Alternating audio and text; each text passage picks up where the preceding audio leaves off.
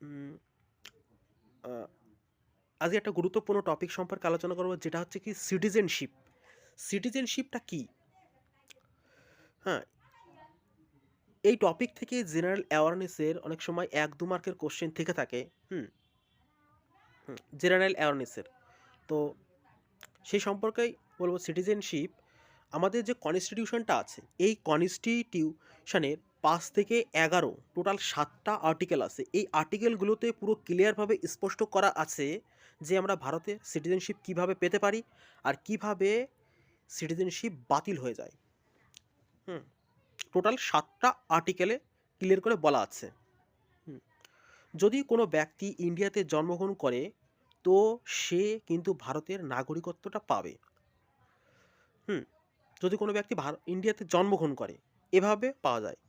আবার দেখা গেল কোনো ব্যক্তির বাবা মা ইন্ডিয়াতে জন্ম, কিন্তু ওই ব্যক্তির জন্ম ইন্ডিয়ার বাইরে, তো সেও কিন্তু ভারতের নাগরিকত্বই পাবে।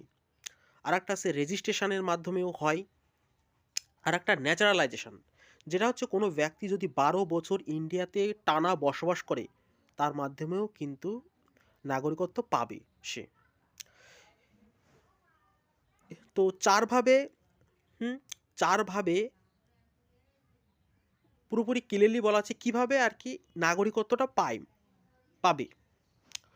আর কিভাবে ভারতের কোনো ব্যক্তি তার নাগরিকত্ব হারাতে পারে।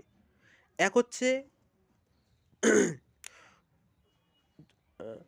যদি কোনো ব্যক্তি অন্য কোনো দেশে নাগরিকত্ব পেয়ে যায় আর এ দেশ থেকে নামটা সে নিজে থেকেই বাতিল করে দেয়, তো এভাবেও কিন্তু সে তার নাগরিকত্ব হারিয়ে ফেলতে পারে, যেটাকে বলা হচ্ছে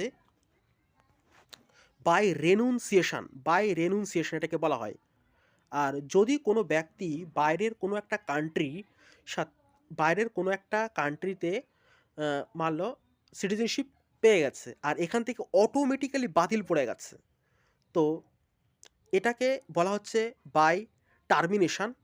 আর একটা আছে যেটা হচ্ছে বাই ডিপ্রিভেশন। মানলো কোনো ফলস ডকুমেন্টের মাধ্যমে কেউ যদি সিটিজেনশিপ পেয়ে যায়, তো সেভাবেও কিন্তু পরবর্তীতে সেটা বাতিল পড়তে পারে সিটিজেনশিপ, ফলস ডকুমেন্টের মাধ্যমে যদি হয় কোনো সিটিজেনশিপ পড়তে পারে। এই হলো সিটিজেনশিপ সম্পর্কে টোটাল আলোচনা। এর বাইরে সাধারণত আর থাকবে না কোশ্চেন, এর মধ্যেই থাকবে। হুম